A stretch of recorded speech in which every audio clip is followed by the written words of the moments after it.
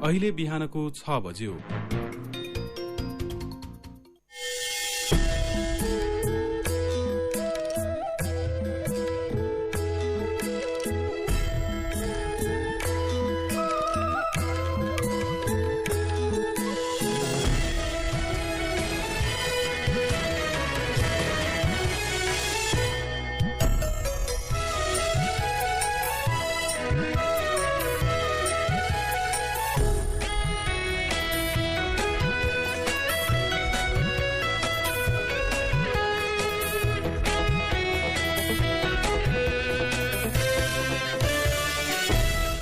नमस्कार तथा सुप्रभात। उज्यालो रेडियो नेटवर्कसँगै उज्यालो अनलाइन र मोबाइल एप्लिकेशनबाट एकसाथ प्रसारण भइरहेको काया कैरनमा तपाईंलाई साथी मदन पौड्यालसँगै दिपा तिमल सिन्हाको स्वागत छ।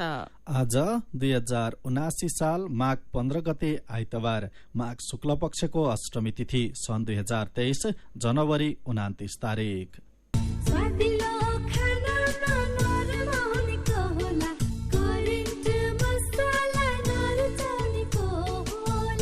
काया कैरनको साथमा करेन्ट मसला र करेन्ट चिया, स्वादको झट्का। काया कैरन शुरू गरौं मुख्य खबरका शीर्षकहरूबाट। सुरक्षाविहीन सरकारी वेबसाइट, साइबर आक्रमणले आइटिसीमा भएको कमजोरी उजागर, साइबर आक्रमणबारे अध्ययन शुरू। दराजमै थन्किन्छन् विमान दुर्घटना छानबिन आयोगका प्रतिवेदन, विमान दुर्घटनापछि यात्रु घटेकाले छानबिन छिटो टुंग्याउन माग। यस वर्षको माध्यमिक शिक्षा परीक्षा एसी आउँदो चैत 17 गतेदेखि शुरू हुने, आधा दर्जन पाठ्य सामग्रीमा अनधिकृत काम गर्ने प्रकाशन गृह र लेखक कार्यवाहीमा। संयुक्त राष्ट्र संघका महासचिव गुटरेसद्वारा घृणायुक्त भाषण रोक्न आह्वान, मानिसहरूमा असन्तुष्टि पैदा भइरहेका बेला मिथ्या सूचना रोक्नुपर्नेमा जोड़। र सन् 2024 को कोपा अमेरिका फुटबल प्रतियोगिता अमेरिकामा हुने। सुन त, मेरो कपडा प्याकिङ गरिदेऊ त। श्यामजीको मिसेसलाई क्यान्सर उपचार गराउन इन्डिया सँगै लिएर जानुपर्ने भयो। ए हो र? अनि सुन्नु त, अब क्यान्सरको उपचार सीएमसी क्यान्सर इन्स्टिच्युट भरतपुरमा नै हुन्छ नि। नेपालमै पहिलो पटक अत्याधुनिक भेरिएन्ट ट्युबिङ भएको 60 काउच र हाइपर आर्क लगायतका अत्याधुनिक उपकरण प्रयोग गरी मस्तिष्कमा रहेको ट्युमर, फोक्सोको क्यान्सर, स्तन क्यान्सर, घाँटी तथा टाउको सम्बन्धी क्यान्सर, पेट तथा कलेजो सम्बन्धी क्यान्सर, पाठेघरको मुख, गर्भाशय तथा मूत्राशय सम्बन्धी क्यान्सर तथा अन्य क्यान्सरहरूको उपचार हुन्छ। क्यान्सर भएको ठाउँको पहिचान गरी रेडिएसनको माध्यमबाट पूर्ण रूपमा निको हुने गरी पनि उपचार गरिन्छ। सरकारी अस्पतालकै सेवा शुल्कमा उपचार हुनुका साथै नेपाल सरकारबाट प्रदान गरिने क्यान्सर पीडितहरूका लागि 1 लाखसम्मको छुटको व्यवस्था पनि छ। ओहो, यस्तो सुविधा रहेछ। ल, अब क्यान्सर उपचार गराउन सीएमसी क्यान्सर इन्स्टिच्युटमा नै लिएर जान्छौँ। क्यान्सर विरुद्ध आशाको किरण, सीएमसी क्यान्सर इन्स्टिच्युट। फोन 056 594 333 594 333। थोरै बचत धेरै कायदा, बीमाका छन् फाइदै फाइदा। सरकारी स्वामित्व र बीमाको क्षेत्रमा विश्वसनीय नाम राष्ट्रिय बीमा संस्थान। जीवन बीमाका लागि आजै राष्ट्रिय बीमा संस्थान रामशाहपथ काठमाडौँ वा नजिकैको शाखामा सम्पर्क गरौं। कृषि तथा वन विज्ञान विश्वविद्यालय, पशु विज्ञान, पशु चिकित्सा र मत्स्य विज्ञान संकाय रामपुर चितुवनको भर्ना आवेदन सम्बन्धी सूचना। यस संकायमा शैक्षिक सत्र 2079-80 मा सञ्चालन गरिने स्नातक तहको बीबीएससी एन्ड एएच र बीएससी फिशरिज विषयमा नयाँ विद्यार्थी भर्ना आवेदन खुलेको हुँदा इच्छुक विद्यार्थीले यही माघ 22 गते राति 12 बजेसम्म अनलाइन आवेदन फारम भर्नु हुन अनुरोध गरिन्छ। थप जानकारीका लागि विश्वविद्यालयको वेबसाइट www.afu.edu.np मा हेर्न सकिनेछ। काया कैरनमा अब खबरको सिलसिला। सिंहदरबारभित्र रहेको एकीकृत डेटा सेन्टर जीआईडीसी अन्तर्गत सञ्चालन हुने 4000 भन्दा धेरै सरकारी वेबसाइट हिजो दिउँसोदेखि बेलुकासम्म पटक पटक ठप्प भए। शनिबार भएकाले भारी ट्राफिक पनि थिएन, तर सर्भर डाउन हुँदा भए अध्यागमनका विभाग जस्ता संवेदनशील सेवा अवरुद्ध भए। सेवाग्राहीहरूले चर्को शास्ति बिहोर्नु पर्यो, तर यो समस्या नेपालका लागि नौलो भने होइन। डिजिटल रूपान्तरणको नीति बनाएको राज्यले कार्यान्वयनलाई कति नजरअन्दाज गरेको छ भने बुझ्न डिजिटल नेपाल फ्रेमवर्क DNF को अलपत्र अवस्थालाई हेरे पुग्छ। सार्वजनिक सेवा प्रवाहलाई रूपान्तरण गर्न 4 वर्ष अघि सन् 2019 मा डिजिटल नेपाल फ्रेमवर्क DNF पारित भएको थियो, जसलाई कार्यान्वयन गर्न संस्थागत संरचना पनि बनेको थियो। प्रधानमन्त्री, अध्यक्ष र संचार मन्त्री उपाध्यक्ष हुने समितिमा सार्वजनिक सेवा दिने सबै मन्त्रालयका मन्त्रीलाई पनि राखिएको थियो। समितिका सदस्यमा अर्थ, गृह, शिक्षा, स्वास्थ्य, कृषि, पर्यटन, शहरी विकास, ऊर्जा र उद्योग मन्त्री, राष्ट्रिय योजना आयोगका उपाध्यक्ष, सरकारका मुख्य सचिव, राष्ट्र बैंकका गभर्नर र सदस्य सचिवमा संचार सचिव रहने गरी संरचना बनाइएको थियो। तर निर्देशक समिति बनेको 4 वर्षमा 3 प्रधानमन्त्री बन्दा बैठक भने एक पटक पनि बस्न सकेको छैन। निर्देशक समिति अन्तर्गत डिजिटल नेपाल व्यवस्थापन कार्यालय पनि बनाउने भनिएको थियो, तर कार्यालय स्थापना समेत भएन। त्यसको साटो व्यवस्थापनको जिम्मेवारी संचार मन्त्रालयले लियो। संचारले आफ्नो मन्त्रालयसँग सम्बन्धित डिजिटल फाउन्डेशनको संरचना बनाउने केही काम गर्यो, तर अन्य मन्त्रालयसँग सम्बन्धित काम गर्न सकिन। जबकि संचार सहित कृषि, स्वास्थ्य, शिक्षा, ऊर्जा, पर्यटन, वित्त र शहरी पूर्वाधारका सार्वजनिक सेवा सुधार्ने भनिएको थियो। संचार अन्य मन्त्रालय समकक्षी भएकाले कसैले कसैको निर्देशन नमान्ने अवस्थाले व्यवस्थापन अलपत्र परेको हो।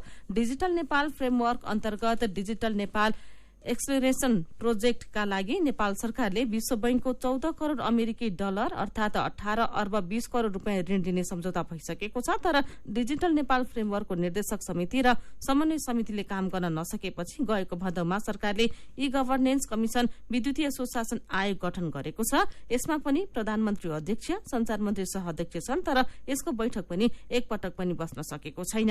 आयोगमा प्रमुख कार्यकारी अधिकृतका रूपमा दिपेश विष्टलाई नियुक्त गरिएको छ, तर सरकारले न सचिवालय बनाएको छ न बजेट नै व्यवस्था गरेको छ।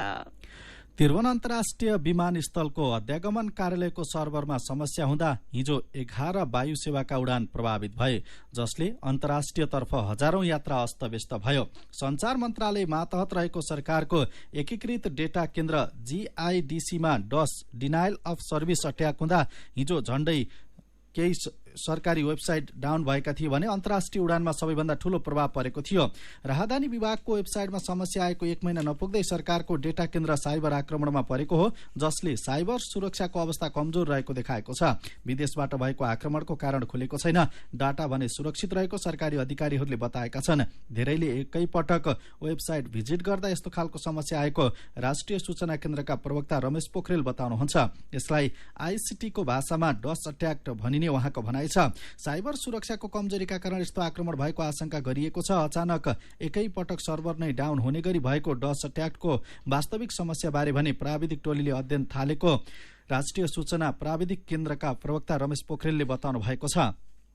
सरकारी निकायले सेवा प्रवाह सहज बनाउन प्रविधिको प्रयोगलाई प्राथमिकता दिइरहँदा यसले समस्या पनि बढाउन थालेको छ। अनलाइन मार्फत सेवा दिने सरकारी कार्यालयका वेबसाइट तथा सर्भरमा बारम्बार समस्या आउँदा सेवा प्रभावित हुँदै आएको छ। हिजो सरकारी वेबसाइटमा भएको आक्रमणले ICT मा हाम्रो कमजोर धरातलको उजागर गरेको नेपाल दूरसञ्चार प्राधिकरणका पूर्व वरिष्ठ निर्देशक आनन्दराज खनालले बताउनु भएको छ।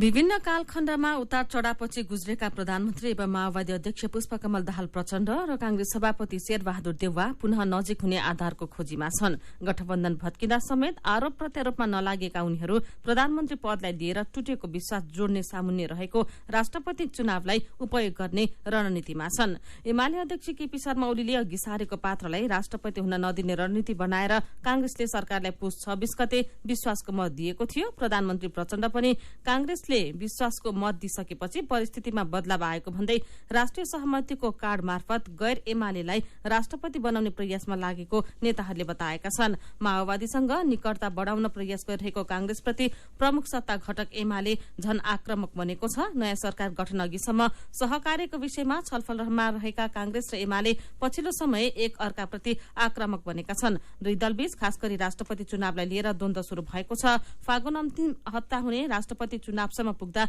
यो द्वन्द्व झनै बढ्ने देखिन्छ। दुवै दल राष्ट्रपतिमा आफूले चाहेको उम्मेद्वार निर्वाचित गर्ने रणनीतिमा छन्। यसका लागि निर्णायक मतभार रहेको माओवादीलाई आफ्नो पक्षमा पार्ने कोशिशमा कांग्रेस र एमाले रहेका छन्। तारा एयरको जहाज मुस्ताङमा दुर्घटना भएको 8 महिना पुग्दा पनि दुर्घटना जाँच आयोगले अझै प्रतिवेदन बुझाएको छैन। जेठ 15मा पोखराबाट जोमसोम उडेको ताराको ट्विनटर जहाज थासाङ 2 सानो सरेमा दुर्घटना हुँदा चालक सहित 22 जनाको ज्यान गएको थियो।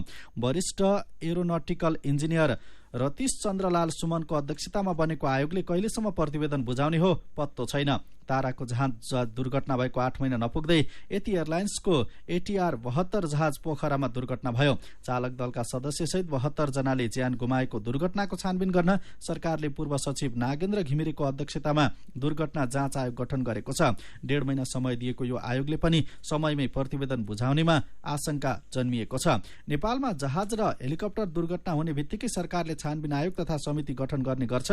जाँचबुझ आयोगले दुर्घटनाको कारण पहिचान गरेर आउँदा दिनमा त्यस्ता दुर्घटना हुन नदिनका लागि गर्नुपर्ने कामको सुझाव सहित प्रतिवेदन पेश गर्छ। तर ती आयोग र समितिले दिएका प्रतिवेदन भने कार्यान्वयन नहुने गरेको नियमनकारी निकायहरूकै उच्च पदस्थ अधिकारीहरू बताउँछन्। दुर्घटना जाँच आयोगले दिएका सुझाव कार्यान्वयन गर्ने जिम्मेवारी क्यान र वायुसेवा कम्पनीहरूको हो, तर पर्याप्त सुझाव क्यान र वायुसेवा कम्पनीले कार्यान्वयन गरे कि गरेनन् भनेर नियमन गर्ने संयन्त्र नहुँदा आयोग गठन गर्नुको औचित्य नरहेको क्यानका एक पूर्व महानिर्देशकले बताउनु भएको छ। दराजमै थन्किन्छन् हवाई दुर्घटनाका छानबिन आयोगका प्रतिवेदन शीर्षकको खबर नयाँ पत्रिका दैनिकले छापेको छ। नवनिर्मित पोखरा अन्तर्राष्ट्रिय विमानस्थलको टर्मिनल भवनमा आन्तरिक प्रस्थानद्वार अघि उति साह्रो भीड़ छैन। फाटाफुट्टा विदेशी पर्यटक देखिन्छन्। विमानस्थलको पार्किङमा यात्रु कुर्ने ट्याक्सीको संख्या घटेको छ।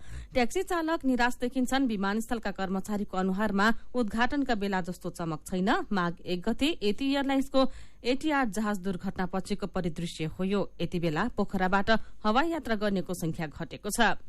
विमानस्थलको तथ्याङ्कले पनि पोखरामा जहाजबाट यात्रा गर्नेको संख्या घटेको देखाएको छ। दुर्घटना अघि पोखराबाट प्रतिदिन 48 वटासम्म उडान दोहोरो हुने गरेको विमानस्थल सञ्चालन प्रमुख एवं उपनिर्देशक जसुदा सुवेदीले बताउनु भएको छ। दुर्घटनापछि पर्यटक, बस, जीप, कारमा यात्रुको चाप बढ़िरहेको Nepal association of tour and travel agents NAPTA गण्डकीका अध्यक्ष हरिराम अधिकारीले बताउनुभयो। छानबिन समितिले छिटो प्रतिवेदन सार्वजनिक गरे नेपाल आउन चाहने विदेशी पर्यटकलाई त्यसै अनुसार ब्रिफिङ गर्न सकिने उहाँको भनाइ छ। विमान दुर्घटनापछि यात्रुको संख्या घटेकाले छानबिन छिटो टुङ्ग्याउन उनीहरूले माग पनि गरेका खबर आजको कान्तिपुर दैनिकले छापेको छ।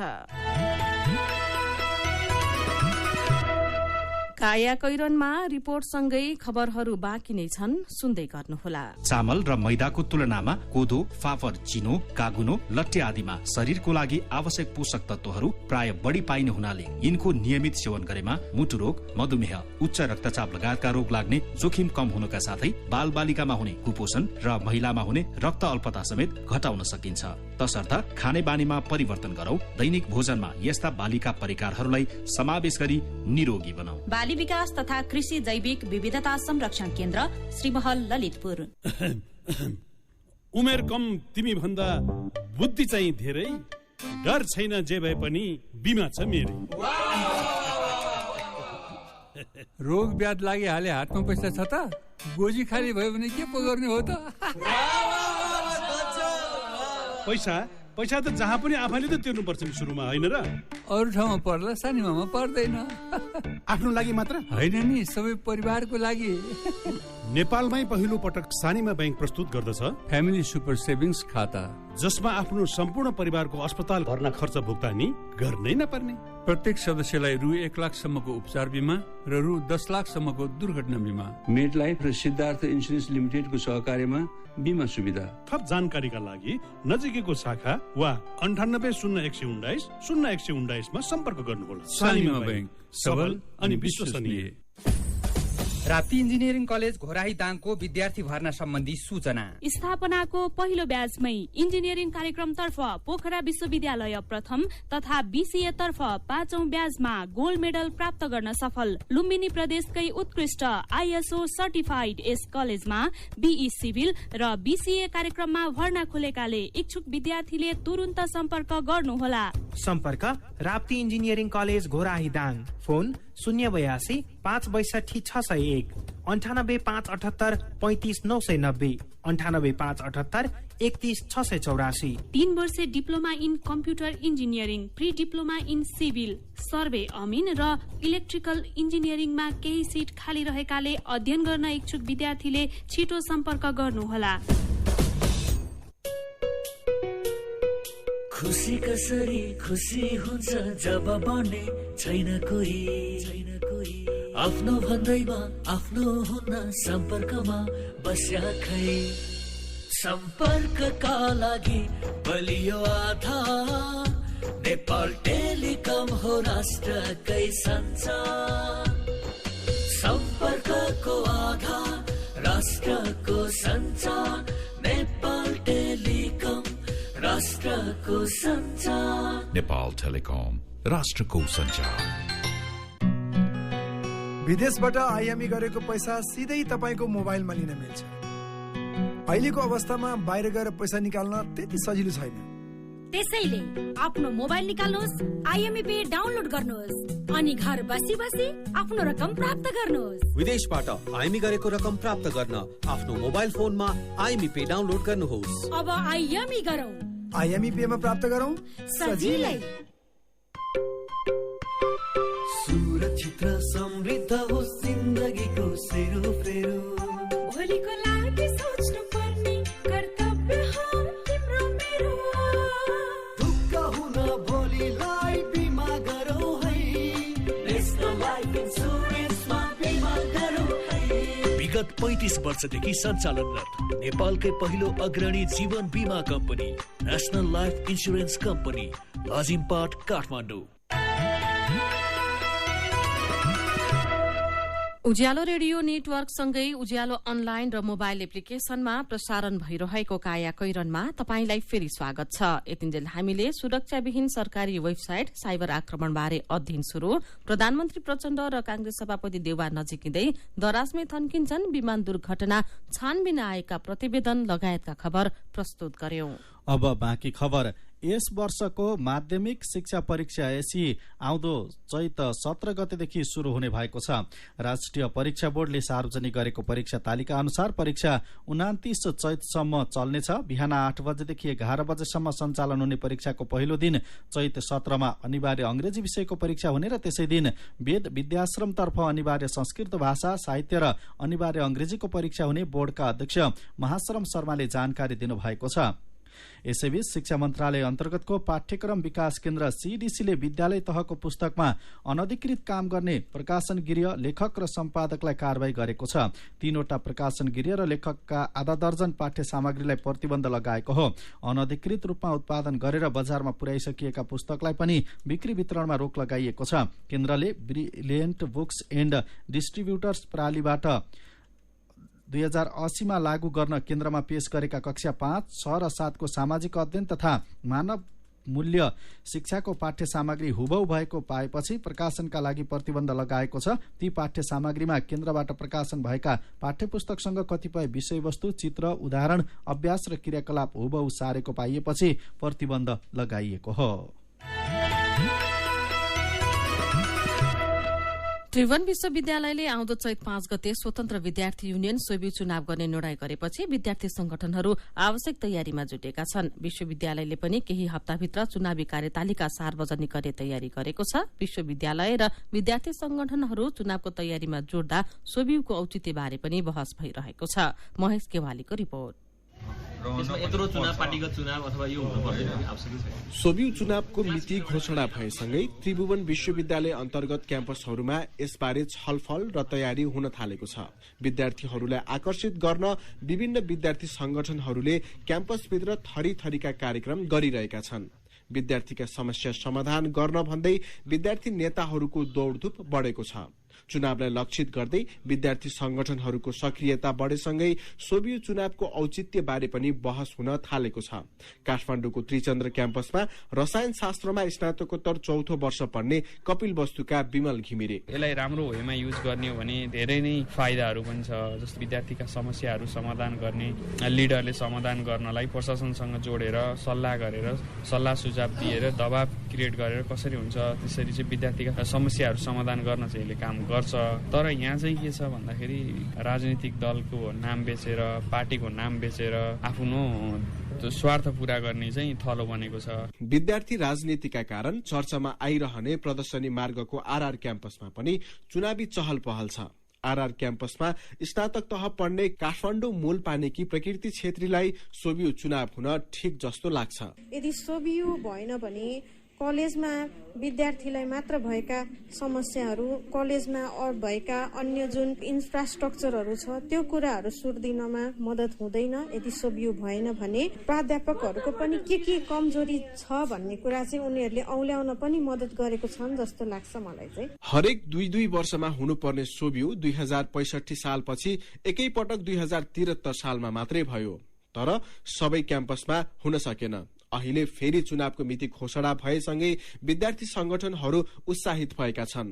तर पहिलेका सोभियु चुनावमा विद्यार्थीबीच झै झगडा र विवादका घटना धेरै हुने गरेकोमा फेरि पनि त्यस्तै हुने हो कि भन्ने विद्यार्थीहरूलाई चिन्ता पनि छ। तर अबको चुनाव स्वच्छ र शान्तिपूर्ण रूपमा हुन्छ भन्नुहुन्छ अनेरा सोभियुकी अध्यक्ष सुनिता बराल। अगाडि फर्केर हेर्यौं भने छिटपुट घटना भएकै हुन् जुन आफैमा दुःखद थिए। विद्यार्थीको मनोविज्ञानको आदेश पनि के छ भने अब हामी त्यो खालको गतिविधिमा गयौं भने हामी सफल हुँदैनौं भन्ने आदेश छ अथवा मनोभावना छ भनौं। र त्यस्ता खालका घटना हुन नदिनका लागि हामी नेतृत्वका तर्फबाट अधिकतम प्रयास गर्छौं नै। पञ्चायत कालमा विद्यार्थीको हक हितको लागि भन्दै स्थापना भएको सोभियु देश हाँक्ने नेता जन्माउने थलोको रूपमा पनि चिनिन्छ। मुख्य राजनीतिक दलका केन्द्रीय स्तरका धेरै नेताहरू पहिले सोभियुका पदाधिकारी थिए।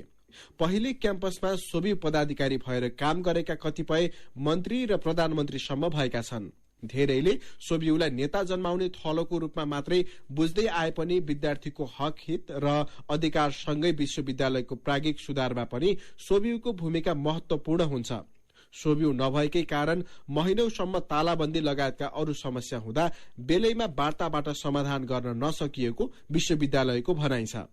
विश्वविद्यालयमा उत्पन्न भइरहेको समस्या हटाउन र विद्यार्थीको चौतर्फी विकासका लागि सोभियु आवश्यक छ भन्नुहुन्छ त्रिभुवन विश्वविद्यालय अन्तर्गतको विद्यार्थी कल्याण तथा खेलकुद निर्देशनालयका प्रमुख प्राध्यापक पशुपति अधिकारी। पेशागत उन्नयनका सन्दर्भमा हैन अनि पाठ्यक्रम निर्माण परिमार्जनको सन्दर्भमा समेत आवाज उठाउन सक्ने भएको हुनाले नीतिहरू निर्माणको सन्दर्भमा सिनेटमा समेत उनीहरूको प्रतिनिधित्व हुने अनि नीति कार्यान्वयन गर्ने सन्दर्भमा क्याम्पसको सञ्चालक समितिमा समेत उनीहरूको चाहिँ उपस्थिति हुने हुनाले यसको चाहिँ आवश्यकता महसुस भएको हो।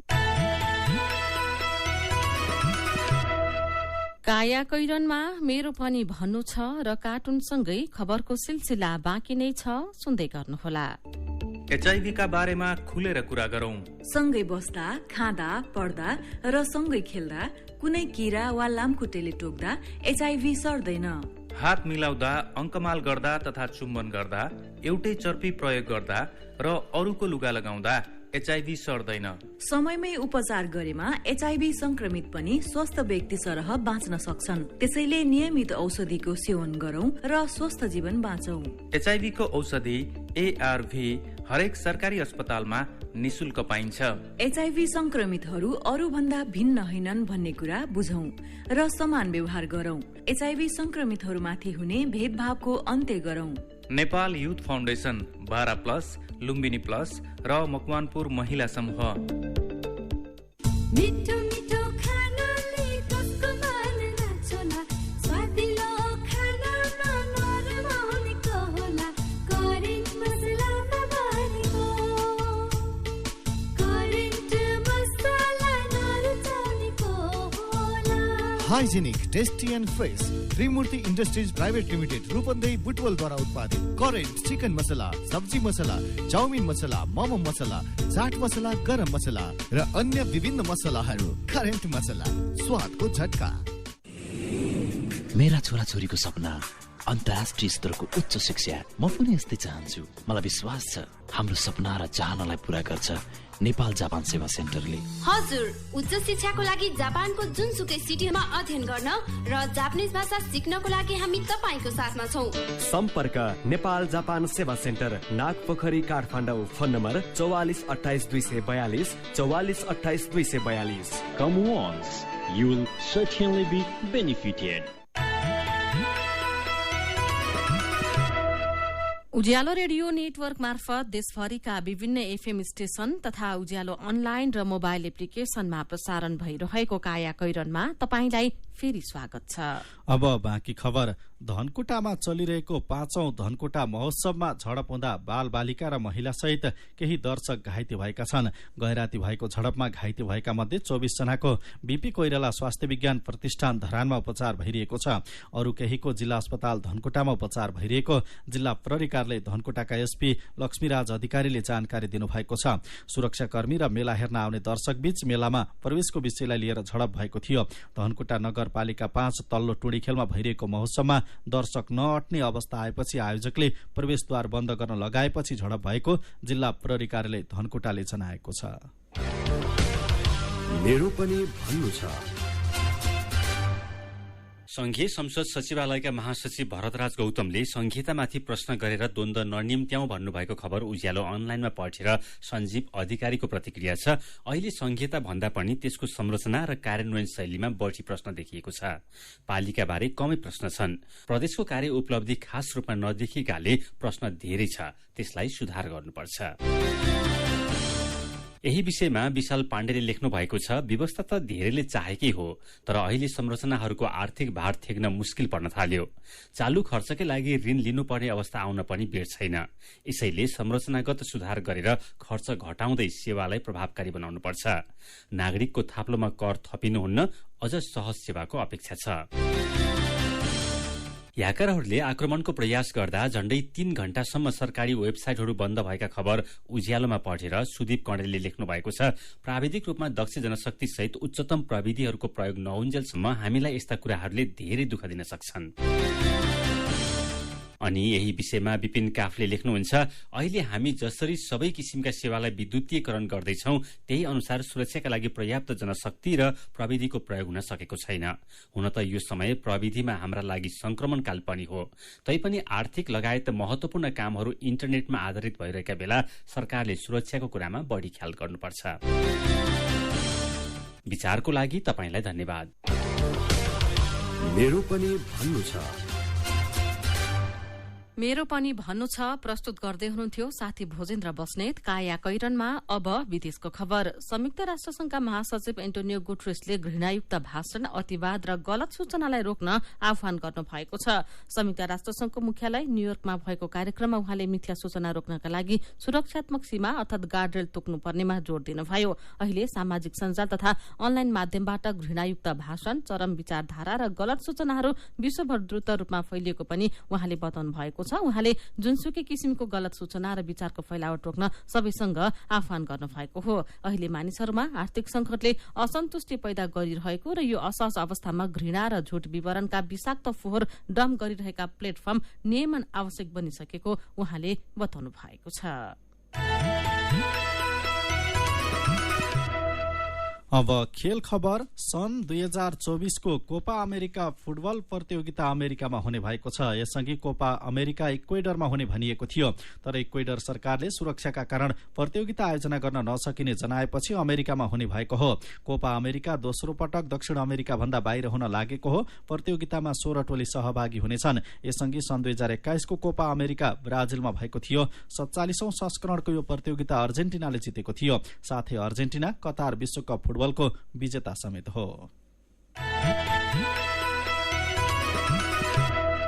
अब केही खबर संक्षेपमा। वन तथा वातावरण मन्त्रालय 3 महिनादेखि मन्त्री र 2 महिनादेखि सचिवविहीन बनेको छ। अहिले वन मन्त्रालयको जिम्मेवारी प्रधानमन्त्री पुष्पकमल दाहाल प्रचण्डसँगै रहेको छ। मन्त्री र सचिव नहुँदा वन मन्त्रालयले थुप्रै आयोजनाका वातावरणीय प्रभाव मूल्याङ्कन प्रतिवेदन EIA स्वीकृत गर्न सकेको छैन। अनेकौं फाइलहरू पनि अड्किएका खबर नयाँ पत्रिका दैनिकले छापेको छ। उस्तै प्रकृतिको कसुरको अनुसन्धानमा फरक कार्यशैली अपनाएको भन्दै विशेष अदालतले अख्तियार दुरूपयोगको अनुसन्धान आयोगको ध्यानकर्षण गराएको छ। सोमबार एउटा मुद्दामा फैसला गर्दै समान काम गर्ने मध्ये केहीलाई मुद्दा चलाएको र केहीलाई नचलाएको विषयमा विशेषले अख्तियारको ध्यानकर्षण गराएको हो। तत्काल 5 लाख विदेशी कामदार लिने निर्णय गरेको मलेसियाका गृहमन्त्री सैफुद्दिन नासुसन इजमाइल नेपाली कामदारको अवस्था बुझ्न नेपाल आउने हुनु भएको छ। इजमाइल फेब्रुअरी पहिलो हप्ता नेपाल आइपुग्ने कार्यक्रम रहेको छ। काया कैरनमा अब पालो उखानको।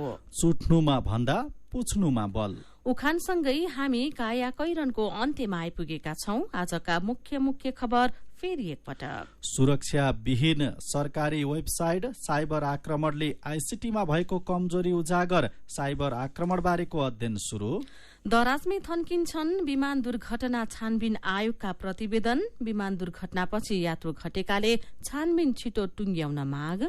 यस वर्षको माध्यमिक शिक्षा परीक्षा एसी आउँदो चैत 17 गतेदेखि शुरू हुने, आधा दर्जन पाठ्य सामग्रीमा अनधिकृत काम गर्ने प्रकाशन गृह र लेखक कार्यवाहीमा। संयुक्त राष्ट्र संघका महासचिव एन्टोनियो गुटेरेसद्वारा घृणायुक्त भाषण रोक्न आह्वान, मानिसहरूमा असन्तुष्टि पैदा भइरहेका बेला मिथ्या सूचना रोक्नुपर्नेमा जोड़। र सन् 2024 को कोपा अमेरिका फुटबल प्रतियोगिता अमेरिकामा हुने। र अन्त्यमा आजको कार्टुन। आज हामीले कुरी शीर्षकमा उत्तम नेपालले बनाउनु भएको कार्टुन लिएका छौं। एमालेको सहयोगमा प्रधानमन्त्री बनेका प्रचण्ड अहिले कांग्रेससँग नजिकिने क्रममा हुनुहुन्छ। कार्टुनले यही विषयलाई व्यङ्ग्य गर्न खोजेको छ। कार्टुनमा पारिलो घाम लागेको छ। सरकार लेखेको बेन्चमा बसेर ओली र प्रचण्ड जस्ता देखिने व्यक्ति घाम ताप्दै गफ गर्दैछन्। अनि अलि पर रुखको फेदमा शीतलमा बसेका देउवा जस्ता देखिने व्यक्ति भने प्रचण्डलाई भन्दैछन्, गर्मी लागेपछि यतै आउनुहोस् है, शीतल